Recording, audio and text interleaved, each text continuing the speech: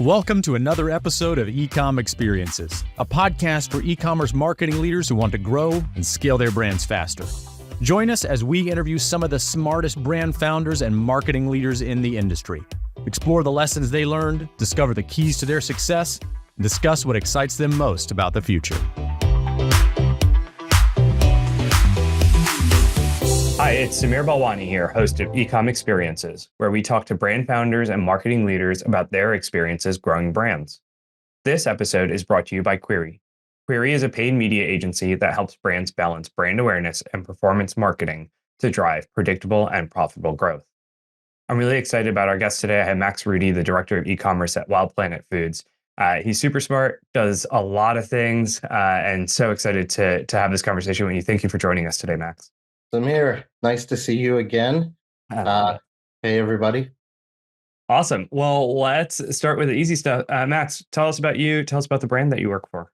Yeah, I'm Max Rudy. I've been working in digital media or e-com since the first .com boom in 2000 and found my way into e-commerce and right around 2013. And so I've been in it a little more than a decade. Yeah, and I'm currently with Wild Planet Foods. I've worked for big brands like Rubbermaid and Sharpie. I've been a consultant. I spent 5 years at Happy Baby helping grow their e-commerce, particularly on Amazon from about 12 million to about 40 million. And then just growing that overall e-commerce split there from somewhere around 12 to 13% to 33% e-commerce. So really like to take these challenger brands and grow the business with them. That's really exciting. And so tell us more about Wild Planet Foods. What is it? What's your role there? Kind of how does that work? Yeah. So I've been with Wild Planet Foods for about 2 years. It is the most sustainable canned tuna on the market by far. Just an amazing product, and really, really happy to be involved with this brand. Yeah. So I came in about 2 years ago, and that company had just been acquired by a larger CPG company out of Italy called Bolton. And while the company, like a lot of companies pre-acquisition, spent a lot of time focusing on its top line growth, it was now time to make it a working P&L with, as you know, with something like Amazon can be very difficult. And so, came in with a philosophical question of, can you make money on Amazon? Mm-hmm. Yeah. Or should you make money on Amazon? Should you? By the time you're especially when you're a growing brand. So yeah, it's interesting too, because I think a lot of brands look at Amazon as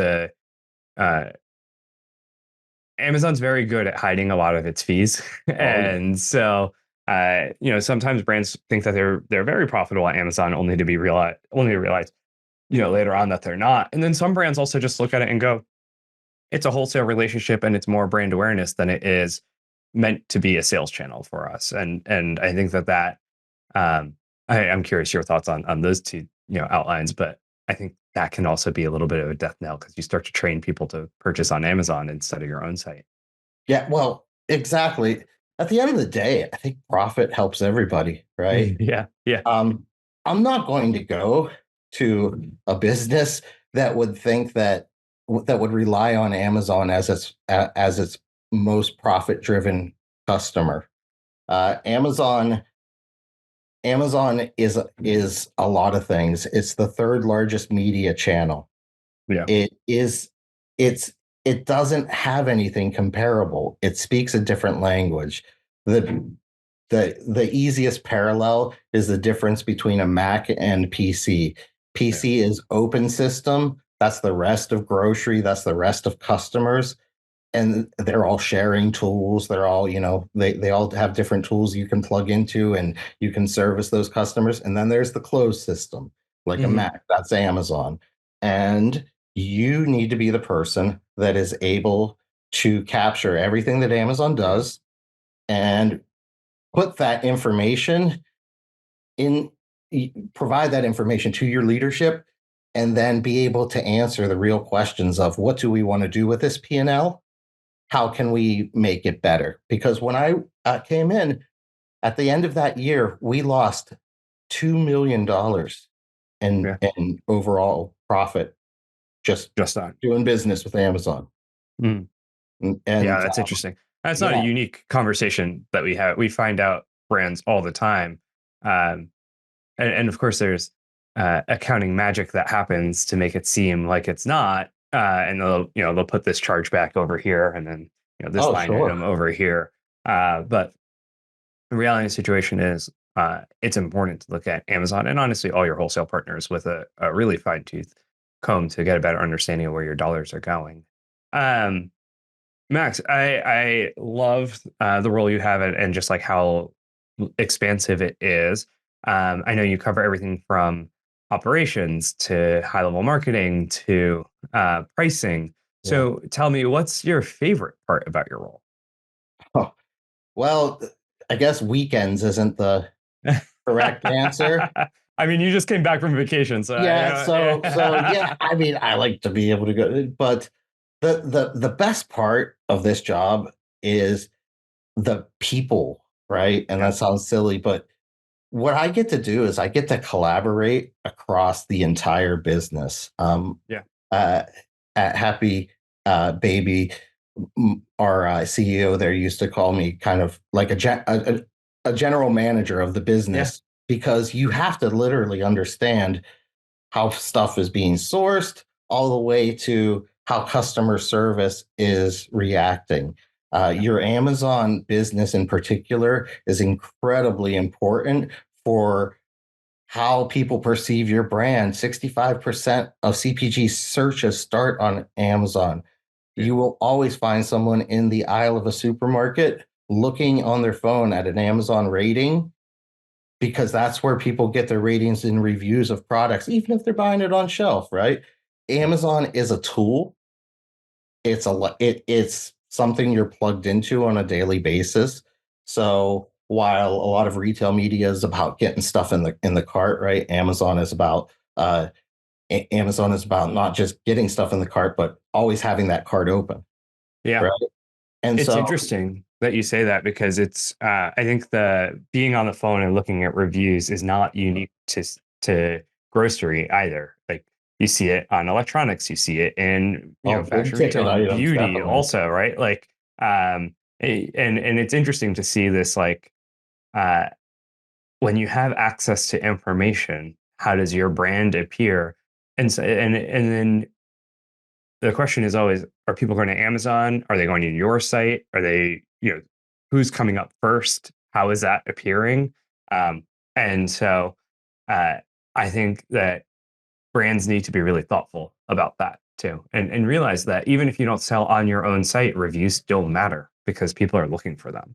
So we are fortunate to have D2C site legacy long before me. And Yeah, like I was telling you earlier, I manage the business side of the D2C site, but not yeah, the marketing and running the site. But we have a ton of great reviews there, and we're syndicating them out to all, basically, whether it's Power Reviews, Bazaar Voice, any network we can that yeah, syndicates out to our retailers. So when you look on Target, Walmart, and then even these grocers, right, you'll see most brands have like one or two reviews still, and that's a big thing. And we have hundreds and hundreds of reviews yeah, because we have a super loyal following that, yeah. was cultivated years and years. And if you have a brand like that, your direct consumer has a really important role for capturing those loyalists and being involved there. So, it is all about the e-commerce mix. So I don't just manage Amazon, right? Yeah. It's those retail media partners and bricks and clicks and, other growing pure plays. It's really I love that because I think uh, Ooh, getting super focused on only one channel and also forgetting the brand, the value of your community, having other reviews makes people want to be a part of it, right? And uh, I think there was a study done, like a community going from 1 to 2 is the hardest, 2 to 3 is easier, 3 to 4 is easier, and it just gets easier from there. And um, it's exciting to hear about your investments in brand and how you guys think about brand. But as we think about 2024 and the year ahead, what are the challenges that you're thinking about, Max? What are the things that are keeping you up at night? Uh, I mean, a lot of it is profitability. Hmm. Um, I think it's the like on Amazon grocery, our traffic's up about 9% so Hmm. far this year, which is good actually. Yeah. But some years it's a mixed bag. Like last year, the traffic wasn't up, like the organic traffic from Amazon wasn't up at all. Um, we're finding that Instacart right now is just delivering tremendous results. Or if you're in the tuna business, it's horrible. Please don't invest. Uh, Um, but yeah, no, it Instacart, and it's no secret, right? They have 85% of grocers, and I think you can even, like, if you are selling electronics, they have Best Buy there. Just go order a yeah. TV off Instacart. Like, it's amazing, Crazy. right? Yeah. But so they're doing really well. It's the what keeps me up at night a lot is a couple things. One is it's the growing pains of the retail media industry as they develop, as for instance, Kroger has had a rough go of it over the past few months as they've went to a new platform, Oh, right? that's right. Yep. And so that really kind of killed some momentum there. And then when budgets came and we have a number, and we need to throw something to the budget gods of money, right? Where Yeah. you got Yeah. to, like, already happened once this year for me, right? And we're doing well. And Yeah. but who gets sacrificed but the Kroger DSP? Yeah. And Yeah. that DSP is really important to run with your search, but I you have to be able to justify your spend. So what will happen, right, is when these platforms are changing like this, uh, you know, so underperformance keeps me up, I guess, Yeah. and and that you know, there are there are some really good performing Yeah. media, and then there's some people selling some stuff that's not so good. Yeah. And if you don't know how to read your stats, if you don't really know what you're looking for, if you don't know how to evaluate lift and like your total growth of sales, and what percentage of your business is paid media versus Yeah. non-paid, you're going to have a tough time evaluating whether your media is effective. So media effectiveness is another one, right? Yeah. As I look at the budget and I got to figure out where to put it, I have to figure out that really that so really it's traffic coming in and media effectiveness keeping me up. Yeah, that's interesting. Can you talk more about your media effectiveness and like how do you guys actually consider that? How do you think about that? What do you Well, look for? I when Amazon had me talk at Expo West, which was our big trade show last year, so I decided to use it as my platform to declare ROAS dead. I love it. Because ROAS gets ROAS does not get it's not a be all end all, right? Right. And so it's easy to poke holes in it Yep. because it's just a return on ad spend. You have to think about it correctly. You know, don't divide the sales off of your shipped cogs on Amazon. It's revenue off of revenue. That's how you Yep. tell the difference. And it's some of it is supplementing clicks you would have already had. Hmm. Other parts of it are absolutely getting you new sales, right? Right. So we track new to brand very closely. Now, Okay. again, we're not in a durable space or something like that, but Yep. we're in a consumable space where new to brand is really important metric for us to figure out. Hey, is this moving the needle? We also did an MMM with Amazon. So that's a not exact. It's like a media Mix, measure. media mix modeling. Yeah, Yeah. media mix model. That's right. Excuse me. It is Monday. But and what we found there, is not surprising, but again, what we found is lift is very different than ROAS, right? Yep. And I think we know that. And we found certain tactics to be a lot more successful than others. Oh, that's interesting. And the media mix model that you did, how was it looking at different placements within Amazon, or was it Yeah, Amazon so against we others? only looked at the Amazon environment. Okay. Uh, you could add to see if there's effects across other, Yeah.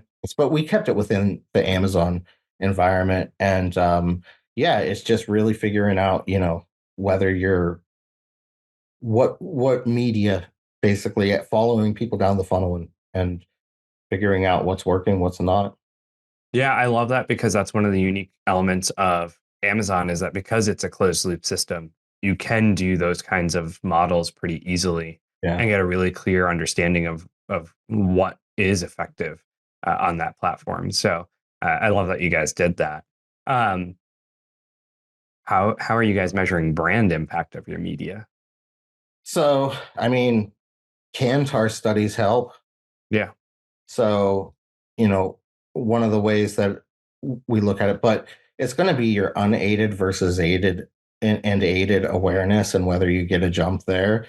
Ultimately, you need to be creating n- a new pipeline for your product. Yeah. As I just said before, Amazon traffic for me right now is up 9%. Will it continue to be up 9%? I don't I know. don't know. Yeah. Right. Yeah. So, how do I create my own traffic? I'm going to have to either create traffic or increase conversion. Right. Right. So, how am I And going to? then and how do you peel back what is brand lift and media lift versus category lift and category demand too, right? Like is your traffic up because the consumer is looking for more tuna, or is your are you so did the pie get bigger, or are you getting more of the pie? So, this gets into another issue, which Yeah. is category management Yeah. and whether your business is harmonized with e-commerce and category management or not. Chances are your business is not, and it stinks. You need to Yeah. be. I think that being able to measure just like you do on IRI or Nielsen, uh, your share of the category, Yeah. where you're going in the category, is super important to figure out what you're doing in that race. You need to know what the market's growing and whether you're growing with it faster. And ideally, you should be growing faster than the rest Yeah. of the market, right? Yeah. Yeah. Yeah. That's really interesting. Amazing. So we talked about challenges. What about things that are exciting for you? What are you looking forward to most for 2024? Um, Doing these really, really targeted full funnel campaigns where we're focusing on audiences that have purchased in our aisle on Amazon, right? Hmm. But haven't purchased us, and being able to hit them with full funnel marketing. So, we took a really good performing 30-second ad, broke it into two 15s, and we're launching that across a streaming OTT audience that Nice. is so specific. It is so precision. And our goal isn't to reach this mass audience. We want to focus on people that we already know how to buy in that category, already like the product and we're hoping when they see our product, they'll say, "Oh, look at these reviews," and everything will tie in with it, right? So Yeah. the marketing from that, then the display all the way down to the content will all be matching messaging. So it's one consistent messaging as you go through, and then it's incentivized by promotion while you're doing that. So you're really kind of again trying to make the funnel as clean and concise as possible. Yeah, that's really, really cool. I'm excited. I love that because um, I think people are revisiting how brand plays into the overarching campaign structure, and what it means to have performance media versus brand media, and how it's really all the same and needs to all tie together, because every touch point is a brand touch point. And uh, you know, post COVID, through COVID, post COVID, e-commerce sites and retail media have had this. Uh, going back to that, did the pie grow or did you grow more of the pie? Everyone grew, the pie grew so fast that all the money went into performance because there's so much demand to capture. And now that that demand is starting to wane and people having to spend more time on their brand marketing and to capture more of the pie, realizing that performance media doesn't capture the pie. It doesn't help you convert new customers into category buyers or steal market share from your competitors. It's either discounts or brand marketing. And it's that balance between the two that you need to figure out. That's going to lead you to growth. Yeah, I 100%. And again, that's why watching the new to brand and understanding how long new to brand metrics are good for, like some are shorter than others. So you'll Yeah. see some that might be a 3 month, and you're like, that 3 month window, it's basically worthless data at that point, Yeah. right? But if Yeah. it's a year, it's very good data, right? Yeah. And Amazon's a year. So they have good look back window for that. So that's what I do in the middle to make sure my whatever sponsored spend is working well. On display also, right? I'm making sure that my money is put into consideration, and uh, that new to brand is my main metrics there, right? Yeah. I don't really even report on ROAS on display, Yeah. because the ROAS, attributed ROAS, is so like, it's like, not after you train people that to teach them that sponsored search isn't a coupon or something, but it's an actual set converted sale. Yeah. Then you have to tell them that all those attributions from that say that, basically took credit for 50% of your sales. Yeah. Like, they were only responsible for a small amount. A And sliver of it. and so that's again where we use new to brand, Yeah. Yeah. right? I think new to brand is just such a important key metric there for sure. Um, Well, Max, let's do my last question for you. So here's what I love to ask people. For a new marketing leader in their first 90 days, what advice would you give them? uh, Particularly in like, say, a new e-commerce marketing person. Yeah. Don't it If there are silos, break down silos immediately. Say, yeah, I mean, do not walk into a business where they're like, we're siloed and we're not going to change, because you need to have the buy-in of your operations team, of the people filling your orders. You need to have the buy-in of your brand marketing team, and your comms team, and your product team, right? Because because assortment is such a big part of winning on e-commerce. You're going to need the buy-in of, again, your marketing budget, and you're going to be in that fight between sales, trade, and Marcom of where your money gets spent. So you gotta hang with those people, and you gotta acquiesce sometimes and give them what they need, even if you think you could spend the money. But I like to work really close with a shopper marketing person for Yeah. that, by the way, Yeah. because you can do a lot of money switching if something's not effective, and move it around. But yeah, meet all those people, and Yeah. get them in a group. I think more important than who you it's way more important than who you manage. It's who you collaborate with, right? Yeah.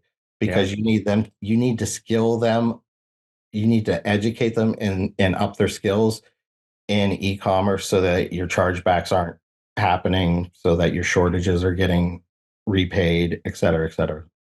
It's so interesting you say that because it's we have this vision on our end here at that the best agency managers, so the the brands that manage agencies the best, they see their role as being the hub and us being a spoke and all their other partners being a spoke. Yep. And their job is to tie us all together and to get us all spinning in a wheel properly, and to make sure no one's out of whack or missing. And so, my superpower isn't responding to emails. My superpower isn't putting together a PowerPoint presentation. Those things I could probably use a little help with. But my superpower is absolutely getting all of those spokes to be in one team rolling in the same direction. That's a great leadership superpower. So definitely a good win there. Max, so thank you so much for joining us. This was such a great conversation. I definitely learned a lot. If people want to find you online, where can they learn more about you? You can check me out on my LinkedIn. It's just Max Rudy, MAXRUDY. I post there sometimes some things I'm doing. Otherwise, yeah. You Amazing. can check me out at some of Samir's podcasts. Yeah, I love it. Max, thank you again so much for coming. Thank you. Have a great one.